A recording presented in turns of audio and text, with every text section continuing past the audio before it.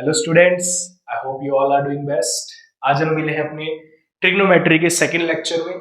First lecture में हमने जाना कि किस तरीके से ट्रिग्नोमेट्रिक रेशियोज को कैलकुलेट करा जाता है बाय यूजिंग अ सिंपल मंत्र, और वो मंत्र आपको याद भी होना चाहिए। और हमने जाना कि किसी तरीके से अगर ट्राइंगल की आपको तीनों साइड गिवन है तो किस तरीके से आप उन तीनों साइड से बाकी सारे ट्रिग्नोमेट्रिक रेशियोज को कैलकुलेट कर सकते हो। अगर हमें ट्राइंगल की दो साइड भी गिवन है तो किस तरीके से आप पाइथागोरस थ्योरम का फॉर्मूला यूज लगा के वहां पर आप तीसरी साइड कैलकुलेट करके बाकी ट्रिग्नोमेट्रिक रेशियोज को भी कैलकुलेट कर सकते हो।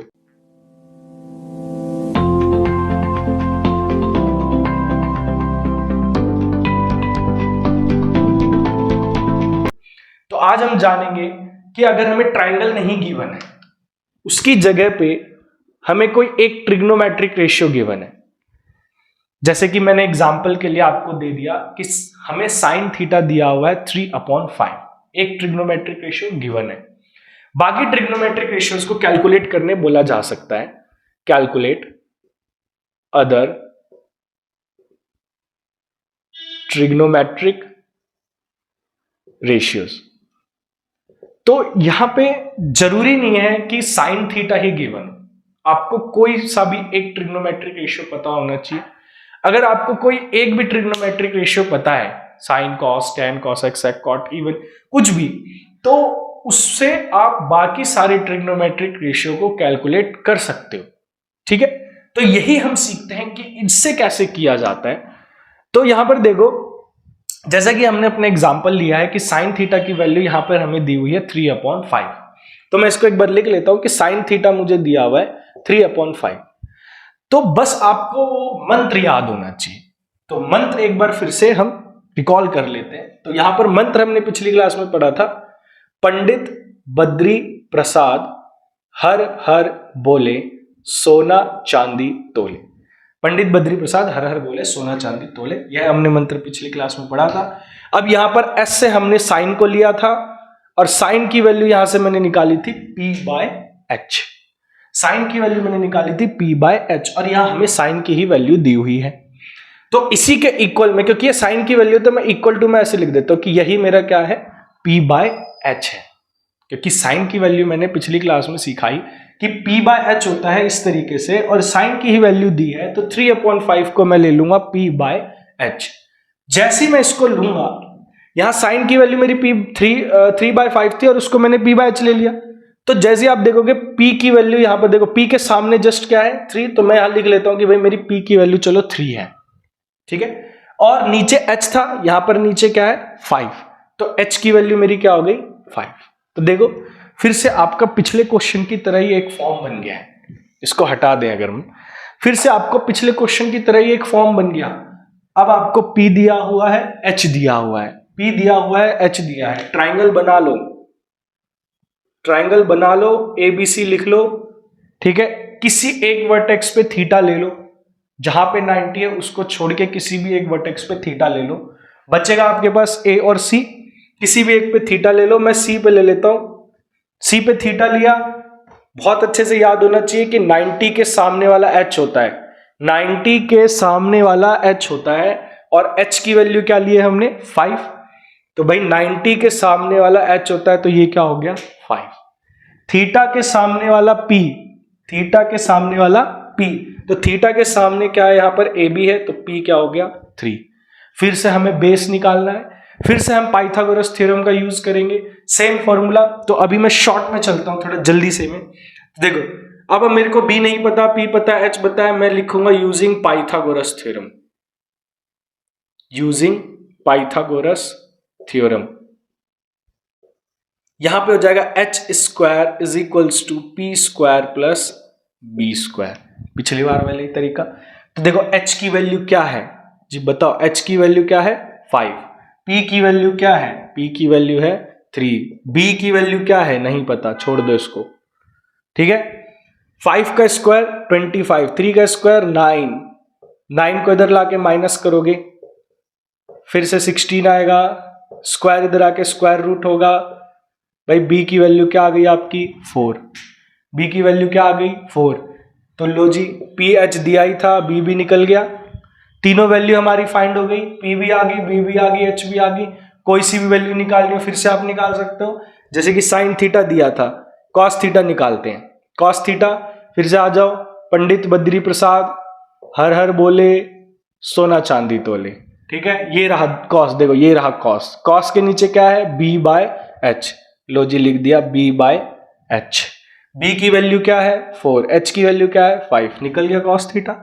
जो भी वैल्यू निकाले, tan बोल दे, tan लिख दो, tan theta is equals to p by b. P की वैल्यू क्या है, यहां से देख लो 3 है, बी की वैल्यू क्या है 4 है, tan थीटा आ गया हमारा 3/4। तो इस तरीके से अगर मुझे कोई भी ट्रिग्नोमेट्रिक रेशियो दी हो तो मैं बाकी ट्रिग्नोमेट्रिक रेशियो को भी कैलकुलेट कर सकता हूं। क्लियर है? चलो चलते हैं अपने नेक्स्ट क्वेश्चन पे। तो देखिए सेकंड क्वेश्चन हम लेते हैं हमारा। अभी तक हम ले रहे थे, जहां भी हमें देख रहे थे साइन कॉस किसी के भी साथ हम थीटा लगा रहे थे, थीटा मतलब एंगल लगा रहे थे। अब मैं थीटा की जगह, उसकी जगह मैं वर्टेक्स लूंगा। जैसे कि अब मैं साइन थीटा ना लेके मैं उसकी जगह लिख लेता हूं साइन ए की वैल्यू 3/5। जैसे पिछले क्वेश्चन में हमने लिया था कि साइन थीटा की वैल्यू 3/5 होगी, पर इस बार मैं ले रहा हूं कि साइन ए की वैल्यू 3/5 होगी।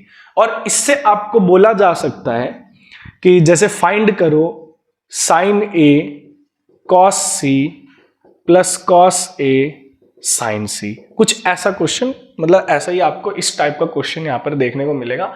इसके अलावा कुछ भी आपको फाइंड करने बोला जा सकता है, प्लस में, माइनस में, स्क्वायर में, यहाँ पे कुछ और ट्रिग्नोमेट्रिक रेशियो दी हो सकती है, पर तरीका यही रहेगा जो मैं बताऊंगा। तो साइन ए दिया हुआ है 3/5, निकालने हमें बोला गया, ये बड़ा सा एक फॉर्मूला सा दे दिया है कि इसकी वैल्यू आपको फाइंड करनी है। तो हमें ये सारी वैल्यूज पहले निकालनी पड़ेगी। इन सारी वैल्यूज को निकालकर हम इसमें पुट करेंगे। यहां पर जो डॉट है, इस डॉट का मतलब होता है प्रोडक्ट, प्रोडक्ट मतलब मल्टीप्लाई।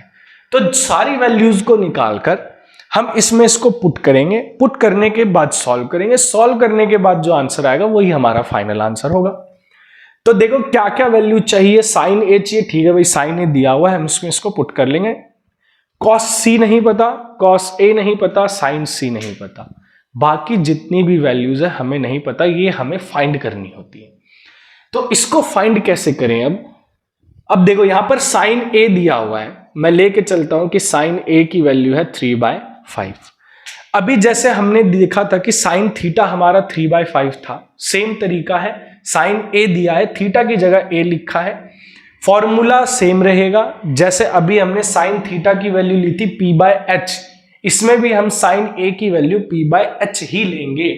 तो साइन ए 3/5 है और साइन इक्वल होता है p/h के।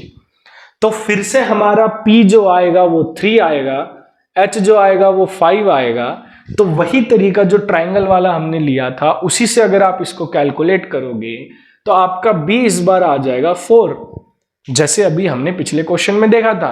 अगर आपको एग्जाम में ये क्वेश्चन पूछा जाए तो आपको इसी तरीके से, जैसे अभी हमने पिछले क्वेश्चन में किया था, ट्रायंगल फॉर्मूले से इसको पहले कैलकुलेट करके दिखाना पड़ेगा b को। एक बार कैलकुलेट हो जाए p, b और h, तो उसके बाद हम कोई सा भी क्वेश्चन सॉल्व कर सकते हैं। पर यहां पर एक बार मेरे को ट्रायंगल की जरूरत पड़ेगी। देखो मैं ट्रायंगल एक बार साइड में बना लेता हूं आपके इजी के लिए। तो a, b और c ले लिया है मैंने, ठीक है। अब यहां पर b पे 90 डिग्री है। पहले देखो साइन की वैल्यू जो है किसके साथ है, a के साथ है। तो इसका मतलब क्या है, इसका मतलब यह है कि इस बार जो हमारा एंगल होगा वो a पर लगेगा। तो अगर साइन a दिया है तो हम थीटा भी किस पे लेंगे, a पे लेंगे। अगर हमें साइन c दिया होता तो हम थीटा किस पे लेते, c पे लेते। ठीक है, सिंपल सा है। अगर साइन a दिया है तो थीटा a पे रहेगा, साइन c दिया है तो थीटा c पर रहेगा। अब साइन a पे हमने थीटा ले लिया, ठीक है। तो फिर से वही अपना जो पुराना तरीका है, देखो p कितना दिया है, 3 दिया है, ठीक है। तो थीटा के सामने वाला क्या होता है 3, 90 के सामने वाला क्या होता है h कितना दिया है 5 दिया है, और हमने अभी अभी बेस निकाला है, बेस की वैल्यू है 4। तो देखो अभी a के सारी वैल्यूज में निकाल सकता हूं। तो मेरे को a की मेरे को कितनी वैल्यूज चाहिए, 2 चाहिए, साइन a और कॉस a। तो देखो साइन a तो मेरे को दिया ही है भाई, साइन a तो 3/5 ही है। कॉस a कैलकुलेट कर लोगे अब यहां से। कॉस a की वैल्यू क्या होती है भाई, कॉस a की वैल्यू होती है b/h, अब b की वैल्यू हमने निकाल ली थी 4 और h की वैल्यू निकाल ली थी 5।